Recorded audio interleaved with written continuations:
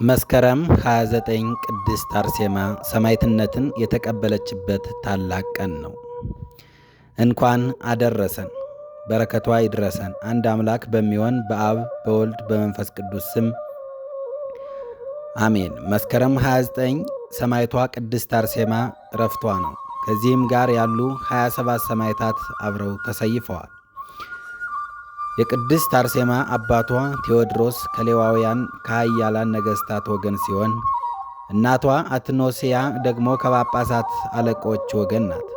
ወላጆቿ በሃይማኖት በምግባር ያጌጡ በበጎ ትሩፋት የተመሰገኑ ደጋግ ቅዱሳን ናቸው። በጾም በጸሎት በምጽዋትና አስራት በኩራት በማውጣት በመንፈሳዊ ሥራ ሁሉ እየተጉ ቢኖሩም ነገር ግን እስከ እርጅናቸው ዘመን ድረስ ልጅ ስላልነበራቸው ያዝኑ ነበር።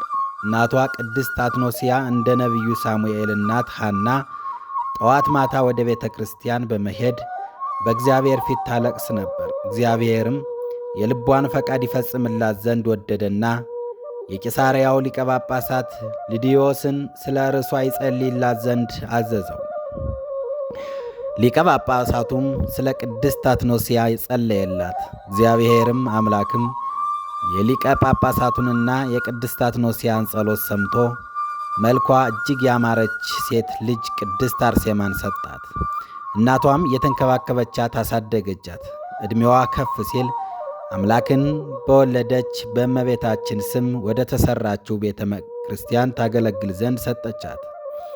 ቅድስት አርሴማ ወጣት በሆነች ጊዜ ወላጆቿ ባል ያጋቧት ዘንድ ወደዱ። ነገር ግን እርሷ ይህንን ፈጽሞ አልወደደችምና ወላጆቿን እኔ የሰማያዊ የክርስቶስ ሙሽራ ነኝ እንጂ ምድራዊ ሙሽራ አይደለሁም አለቻቸው። ቅድስት አርሴማ ከርሷ በፊትም ሆነ ከርሷ በኋላ በመልክና በውበት የሚመስላት የለም። ይህን ዓለም እንደ ትቢያ በመቁጠርና ፍጹም በመናቅ ጌታችንን ከተከተሉት ቅዱሳት ደናግል አንስት ውስጥ በመልክና በውበት ቅድስት አርሴማን የሚመስል የለም። አምላክን ከወለደች ከእመቤታችን በቀር የሚበልጣት ማንም የለም። እርሷም በምግባር በሃይማኖት ያጌጠች በመንፈሳዊ ተጋድሎ የበረታች በትሩፋት የበለጸገች ናት። ብሉይን ከአዲስ አጠናቃ ተማረች። የአገሮችንም የሮምያን፣ የጽር፣ የሶርያን፣ የኪልቅያን ቋንቋዎች ታውቅ ስለነበር ቅዱሳን መጻሕፍትንም ወደ ተለያዩ አገራት ቋንቋዎችን ትተረጉማለች። ቅድስት አርሴማ 15 ዓመት በሆናት ጊዜ ከሃዲው ዲዮቅልጥያኖስ ሰይጣን አነሳስቶት ነገሰ። ያው ከሃዲ ንጉሥ ሚስት ያገባ ዘንድ በመልኳ ውብ የሆነችን ሴት ልጅን ይመርጡለት ዘንድ በሀገሩ ሁሉ እንዲሄዱ ጭፍሮቹን አዘዘ። ያገኟትንም ውብ የሆነችን ሴት መልኳን ስለው ያመጡለት ዘንድ ሰዓሊዎችንም አብሮ ላከ። የተላኩትም ሰዎች ወደ ሮሜ አገር በደረሱ ጊዜ ቅድስት አርሴማ ያለችበትን የደናግል ገዳም አገር ወደ ገዳሙ ገብተው ቅድስት አርሴማን አይተዋት በመልኳ ማማር እጅግ ተደስተው ለንጉሡ ሚስት የምትሆነው ይህች ናት ብለው መልኳን በስዕል ቀርጸው ለንጉሡ ላኩለት። ንጉሡም ስዕሏን በተመለከተ ጊዜ ፈጽሞ ተደሰተ። ስለ ሰርጉ ወደ ርዕሱ ይመጡ ዘንድ ሕዝቡን ይጠሯቸው ዘንድ ወደ ነገሥታቱና ወደ መኳንንቱ ሁሉ መልእክት ላከ። በገዳም ያሉ ደናግልም ይህንን በሰሙ ጊዜ እጅግ አዝነው አለቀሱ። ድንግልናቸውን እንደጠበቁ ያገለግሉ ዘንድ እግዚአብሔርን እየለመኑት ከገዳሙ ወጥተው ወደ ንጉሥ ድርጣድስ የግዛት አገር ወደ አርማንያ ደረሱ። በዚያም በምድረ በዳ ዋሻ ውስጥ ተቀመጡ። ቁጥራቸውም 75 ወንዶችና 39 ደናግል ሴቶች ነበሩ። በዋሻም ውስጥ በረሃብና በጥም እየተቸገሩ ተቀመጡ። ንጉሥ ዲዮቅልጥያኖስም ቅድስት አርሴማን ፈልጎ ባጣት ጊዜ እጅግ ቢያዝንም ነገር ግን ቆይቶ በአርማንያ እንዳለች ሰማ። እርሷንም ይዞ ይልክለት ዘንድ ወደ አርማንያው ንጉሥ ድርጣድስ መልእክት ላከ። ድርጣድስም ለጣዖት የሚሰግድ ፀሐይና ጨረቃን የሚያመልክ ነው። በሰው እጅ የተጠረቡ እንጨቶችንና ድንጋዮችን በቤቱ አስቀምጦ አማልክት እያለ በመጥራት እንደ አምላክ ያመልካቸው ነበር። በውስጡም ሰይጣን አድሮበታልና የእርሱን ጣዖታት ሕዝቡም እንዲያመልኩ ያስገድዳቸው ነበር። ክርስቲያኖችም እያሰረ በመግረፍ እያሰቃየ ነበርና ቅድስት አርሴማ በዋሻ ውስጥ ሆና አንዱ መኮንን ክርስቲያኖችን በመግረፍ ሲያሰቃይ ታየዋለች። ስለ ሰማዕታቱም ወደ እግዚአብሔር ስትጸልይ የብርሃን አክሊል የያዙ ቅዱሳን መላእክት ሰማዕታቱ ሲሰጡ አየች። ይህንንም ታላቅ ምስጢር ባየች ጊዜ አቤቱ አምላኬ ሆይ ስለ ስምህ እኔም ሰማዕት ሆን ዘንድ እርዳኝ እያለች ለመነች። ከዚህም በኋላ ወደ ሰማዕታቱ ዘንድ ስትሄድ መኮንኑ አያት። ከመልኳ ማማር የተነሳ ደነገጠና እመቤቴ ወይ እዛው ባለሽበት ሁነሽ ተዋቸው ብትይኝ ፈትቼ እለቃቸው ነበር፣ አንቺ ከዚህ መምጣት አያስፈልግሽም አላት። ቅድስት አርሴማም እኔም የእነዚህን የሰማዕታት መከራ እሸከም ዘንድ እወዳለሁ፣ የእነርሱም የክብር አክሊል አገኝ ዘንድ እሻለሁ አለችው። እርሱም እመቤቴ ሆይ አንቺስ ከመንግሥት አዳራሽ ውጭ መኖር አይገባሽምና ለምን ይህን ከንቱ ነገር ሞትን ትወጃለሽ አላት። ቅድስት አርሴማም የጎሰቆልክ ጤሎሜዎስ ሆይ ለእኔስ ሰማያዊ ንጉሥ በመንግሥቱ አዳራሽ አዘጋጅቶልኛልና አለችው። ከዚህም በኋላ መኮንኑ ሰማዕታቱን ከእስር ቤት ጣላቸውና ቅድስት አርሴማ ግን ከአጃቢዎች ጋር በክብር አስቀምጦ ምግብ መጠጡን አዘጋጀላት። እርሱ ግን ለሰማዕታቱ ስለ ሰማያዊ ስጦታቸው ትነግራቸው ነበር እንጂ ምግቡን አልቀመሰችም። ከሃዲው መኮንንም ቅድስት አርሴማን እሺ ብለሽኝ አንቺን ካገባሁ በቤቴ ያሉትን ሚስቶችን ሁሉ አባርሬ አንቺ ብቻ ሚስቴ አድርጌ እስከ ለተሞቴ ድረስ እኖራለሁ፣ ለዚህም በትላልቅ አማልክቶቼ ስም እምልልሻለሁ ብሎ መልእክተኛ ላከባት። ቅድስት አርሴማም መልእክተኞቹን መጻሕፍትን እየጠቀሰች የዓለምን ከንቱነት የክርስቶስን ፍቅር አስተማረቻቸው። እርሷም የእግዚአብሔር ቃል ስትነግራቸው ልባቸው እንደተቃጠለ ያለቅሱ ነበር። እነርሱም በቃልሽ አምነናል እና ጸሎትሽ ኃይል ሆነን አሏት። መኮንኑም የቅድስት አርሴማን መልስ በሰማ ጊዜ በታላቅ ቁጣ ሆኖ ሰማዕታቱን ይዞ በማሰቃየት የበላዩ ወደ ሆነው ወደ አርማንያን ንጉሥ ድርጣድስ ዘንድ እንዲወስዷቸው አዘዘ። የአገሩ ሰዎችም ቅድስት አርሴማ ሰማዕት ትሆን ዘንድ ፈቅዳ ወደ ንጉሡ ዘንድ እንደሄደች ለእናቷ ላትኖስያ ነገሯት። እናቷም መጥታ ልጄ ሆይ ወደ ሞት ለምን ትሄጃለሽ? ወደ ሞት መሄድሽን እያየሁ አሁን ልቤ እንዲህ በሐዘን ከሚሰበር ምን ነው መጀመሪያው ባልወለድኩሽ ይሻለኝ ነበር አለቻት። ቅድስት አርሴማን ግን የክርስቶስ ፍቅር ለእናቷ አስረደቻት። በኪልቅያ አጋታ ብለው የሚጠሯት ወላጅ እናቷ አትኖስያ አስተማሪዬ ልጄ አርሴማ ሆይ ባክሽ እሺ በይኝ እያለች ብዙ ብትለምናትም ቅድስት አርሴማ ግን እናቷንና የአገሯን ሰዎች ተሰናብታ ስትሄድ ሁሉም እያለቀሱ ሸኟት። በመንገድም ሳለች ቅድስት አርሴማን ወደ ንጉሥ ድርጣድስ የሚወስዷት ጭፍሮች ከሰማዕታቱ ጋር ሂዳ ሰማዕት ከምትሆን ይልቅ ወደ እናቷ መመለስ ብትፈልግ እንደሚመልሷት ነገሯት። እርሷ ግን ከሰው ፍቅር ይልቅ የእግዚአብሔር ፍቅር ይበልጣል አለቻቸው። ሰማዕታቱም አርማንያ አገር እንደደረሱ ጭፍሮቹ የሰማዕታቱ እግሮቻቸውንና እጆቻቸውን እንዳሰሯቸው ለንጉሥ ድርጣድስ አስረከቧቸው። መኮንኑም ለንጉሡ ጌታ ሆይ እነሆ አንተ የምታመልካቸው ጣዖቶችን የማያመልኩትን ብዙ ክርስቲያኖችን ሰቀልናቸው፣ ገደልናቸው። የቀሩትንም እየገረፍን ይኸው ከፊትህ አቁመናቸዋል። የወደድከውን አድርግባቸው። አንዲትም ውብ የሆነች ሴት ልጅ አብራቸው መከራ መቀበልን መርጣ መጥታለች። የመልኳንም ማማርና ደም ግባቷን ባየን ጊዜ ደንግጠን በርሷ ላይ አንዳች ክፉ ማድረግ አልተቻለንም አለው። ንጉሡም ያመጧት ዘንድ ሲነግረው መኮንኑ ነገር ጌታ ሆይ እርሷ በመልክ የሚስተካከላት የለም፣ እጅግ ውብን ብትሆንም ከሕይወት ይልቅ መሞት ይሻለኛል። ከዚህም በኋላ ሰማዕታቱ ወደ እስር ቤት በመውሰድ ቅድስት አርሴማን ግን ይዘው ወደ ንጉሡ ዘንድ አመጧት። እርሷም ወደ ንጉሡ አዳራሽ እያማተበች ስትገባ ንጉሥ ባያት ጊዜ ልቡ ታወከ። ሰማዕቷ ግን ከሰማዕትና ከምድር ንጉሥ ከእግዚአብሔር አምላክ ትለየኝ ዘንድ የወደድከን ሰነፍ ንጉሥ ሆይ የሰይጣንን መልእክተኛና ጥፋት ልጅ የይሁዳ ወገን ከእኔ ምን ትሻለህ? ከወደድክስ በእጅህ ሰማዕት ሆን ዘንድ እወዳለሁ አለችው። ከዚህም በኋላ ሰማዕቷ በጸለየች ጊዜ ቅዱስ ሚካኤልና ቅዱስ ገብርኤል በታላቅ ግርማ ተገለጡላት። ነገር ግን ቅድስት አርሴማ ጌቶች ሆይ ነፍሰ ገዳይ እንዳልባል በማንም ላይ ጥፋት አይድረስ ብላ ለመነቻቸው። ሊይዟት የመጡ ሰዎችም ግርማዋን አይተው ፈሩ። ሰውነቷም ቀርበው እንዳይነኳት የመለከት ኃይል ከለከላቸው። እነርሱም ይህቺ ሴት አስማተኛ ናት፣ ጥበብና ምትሃት አላት ብለው ለንጉሡ ነገሩት። በነገሩት ጊዜም እርሱ ዛሬ ያሸነፍሽኝ እንዳይመስልሽ፣ ነገ ብርቱዎቹ በሆኑ በአማልክቶች ኃይል ድል አደርግሻለሁ አላት። እርሷም ዛሬም ጌታዬ ኢየሱስ ክርስቶስ ይረዳኛል፣ በእኔ በኃጢአተኛይቱና በደካማይነቱ ኃይል አይደለም፣ በእነዚህ ቅዱሳን ሰማዕታት ጸሎት ኃይል እንጂ በማለት መለሰችለት። ሰማዕታቱም ከቅድስት አርሴማ ጋር በእስር ቤት ሳሉ የእግዚአብሔር ኃይል በአንቺ ላይ አይተናልና በጸሎትሽ አስቢን አሏት። እርሷም በገድላችሁ ብርታት ለእኔ ጸልዩልኝ አለቻቸው። ቅድስት አርሴማ ሌሊት ታላቅ ምስጢርን አየች።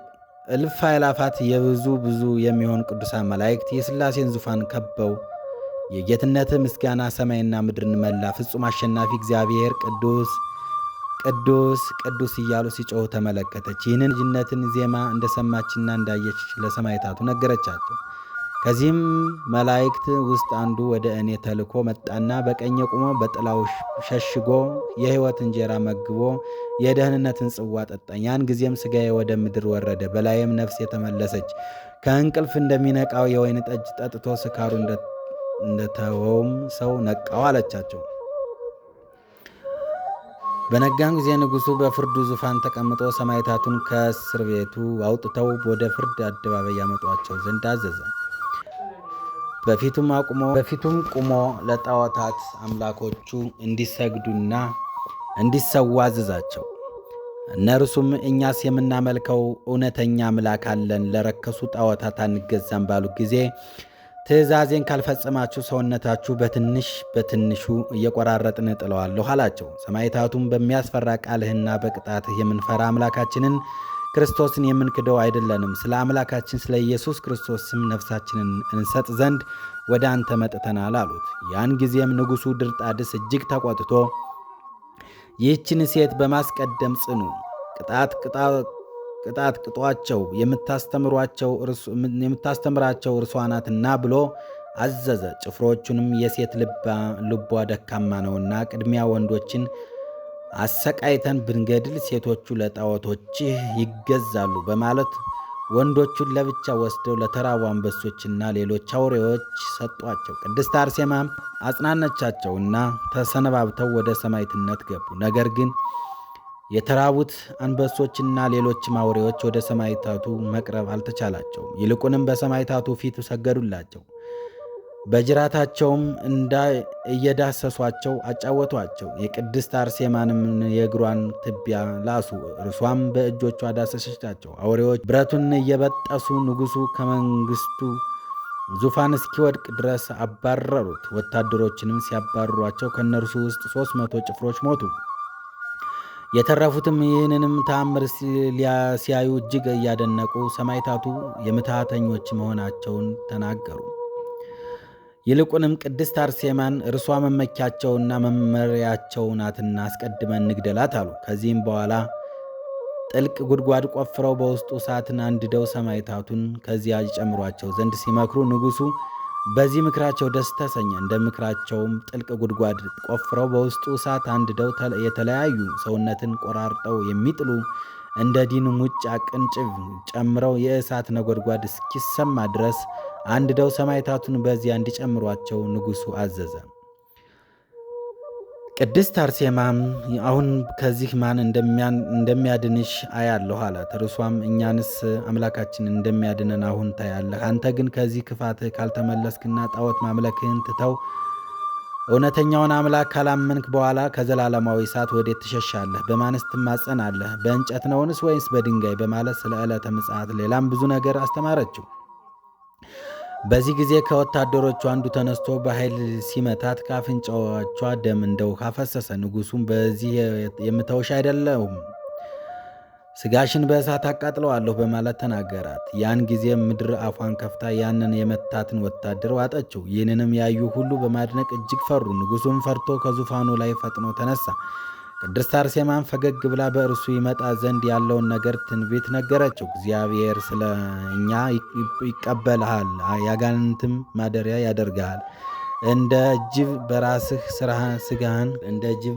ሥጋህን እስከምትበላ ድረስ ያሳብድሃል። መልክና ምሳሌ ይለወጣል። እንደ በረሃ እርያም ትሆናለህ። የምትናገረውን አታውቅም። የርኩሳን አጋንንት የእግራቸው መረገጫ ትሆናለህ። ያን ጊዜም የሙታንን ትንሣኤ ተስፋ ትታመን ዘንድ አለ።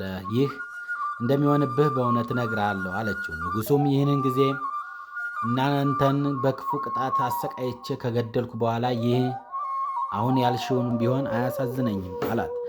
ይህንንም ሲናገሩ ወታደሮቹ መጥተው የእሳቱ ነበልባል ከሩቅ እስኪታይ ድረስ እንደነደደ ነገሩት። እርሱም ሰማዕታቱን ከእስር ቤት አውጥተው በማምጣት ከቅድስት አርሴማ ጋር በእቶኑ እሳት ውስጥ ይጥሏቸው ዘንድ አዘዘ።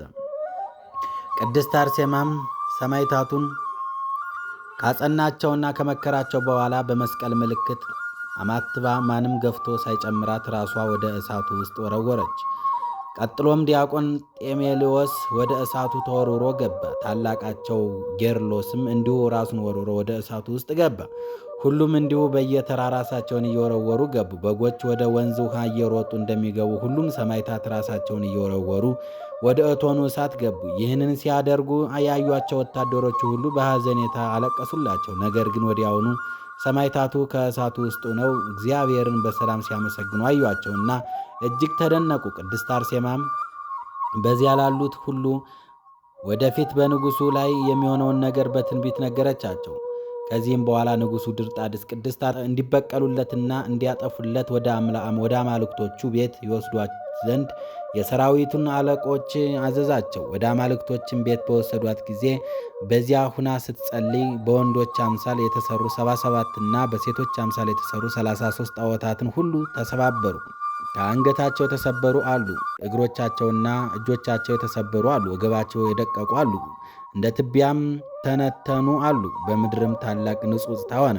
የመላእክት አለቃ ቅዱስ ሚካኤልም እንደ መብረቅ ባለ ድምፅ መጥቶ ምድሪቱ መላትና በዚያ ያሉ ጣዖታትን በሙሉ እንደ ትቢያ ጠፉ። ቅድስት አርሴማም ይህን ባየች ጊዜ ደስ ተሰኝታ የሆነውን መጥቶ ያይ ዘንድ ወደ ንጉሡ ላከችበት። ንጉሡም በመጣ ጊዜ አምላኬ መልአኩን ልኮ አዳነኝ፣ ጣዖታቶችንም እንዳልነበሩ አደረጋቸው፣ እንግዲህ ስፈር አለችው። ንጉሡም በምትሃትሽ ይህን እንዳደረግሽ አውቄአለሁ አላትና ወደ እስር ቤት ወስዶ ከሰማዕታቱ ጋር ጨመራት።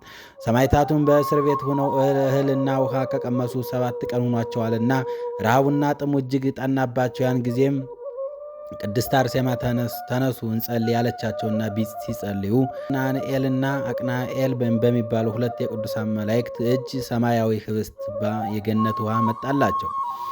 ከመካከላቸውም ካህኑ ኤሴኖስ ባርኮ ለሌሎች ሰማዕታት ሰጣቸውና ተመግበው ፈጣሪያቸውን አመሰገኑ። የተረፋቸውንም ህብስት በመላእክቱ እጅ ወደ ሰማይ ወጣ። በማግስቱም ንጉሡ ወደ ፍርድ አደባባይ ባወጣቸው ጊዜ ሰማዕታቱ ፊታቸው እንደ ፀሐይ ያበራ ነበር። በእስር ቤት ጠባቂውንም ጠርቶ እህል ያበላሃቸውና የነገሥታት ልብስ ያለበስካቸው ለምንድን ነው ብሎ ተቆጣው።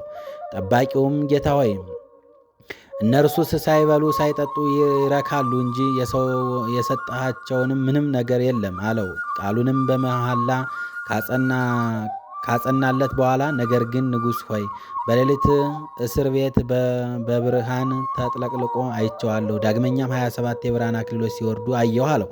ቀጥሎም ይህ ጠባቂ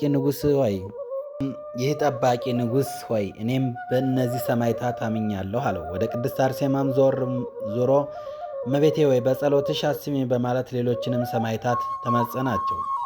ንጉሡም በዚህ እጅግ ተቆጥቶ ራሱን በሰይፍ አስቆረጠው።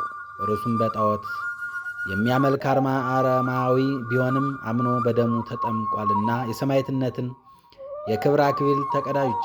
ቅዱሳን የሆኑ ሰማዕታትም ይህ ያደነቁ ሰማዕትነትን በመፈጸም ቀድሟቸዋልና በድኑንም በምድረ በዳ ጣሉት። ነገር ግን አውሬዎችንና ሞራዎችን አልበሉትም፣ ቅዱሳን መላእክትም ይጠብቁታልና። ንጉሡም ሰማዕታትን በጽኑ ዱላዎች ካስደበደባቸውና ለእያንዳንዳቸውም ሌላ 300 ግርፋትን ካስገረፋቸው በኋላ ወደ እስር ቤት መለሳቸው። በመንግስቱም ቅድስት አርሴማን አስመጥቶ ከእርሱ ጋር ትሴስን ዘንድ አባበላት።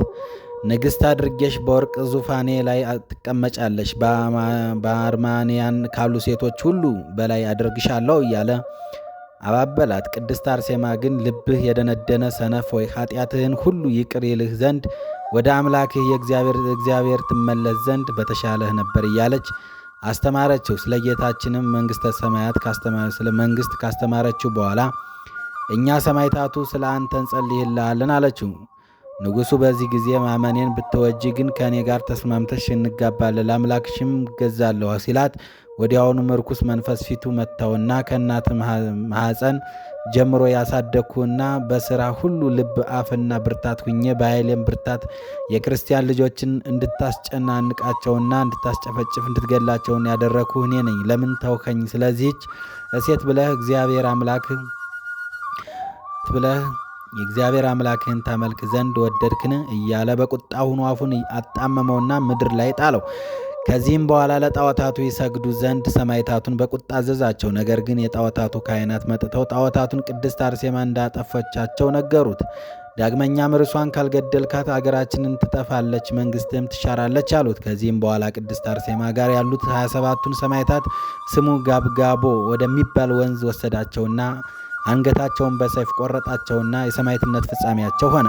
ከእነርሱም አንደኛውን በቅድሚያ አንገቱን ሲቆርጡት ስጋው ወደ ምድር ወደቀ። ራሱ ግን ለብቻ ለ1 ሰዓት ያህል ቆመች።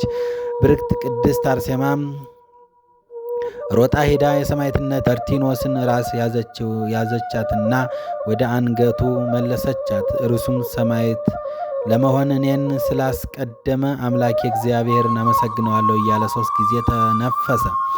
በቅድስት አርሴማም እመቤቴ ሆይ መምጣቴን እንዲያፋጥኑ ከፀሐይ ይልቅ የምታበራ ሀገርን እንዲያዩ ለወንድሞቻችን ለእህቶቻችን ነገሪያቸው አላት። እርሷም ወደ ሰማዕታቱ ዞራ ወንድማችን በገነት ያየውን ይነግረንና ያሳየን ዘንድ በሕይወት ኖሯል እንጂ አልሞተም አለቻቸው።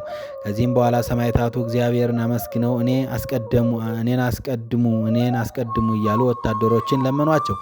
እየተሻሙ በየተራ እየተሰየፉ ሰማዕትነታቸውን ፈጸሙ። የክብር አክሊልም ተቀዳጁ።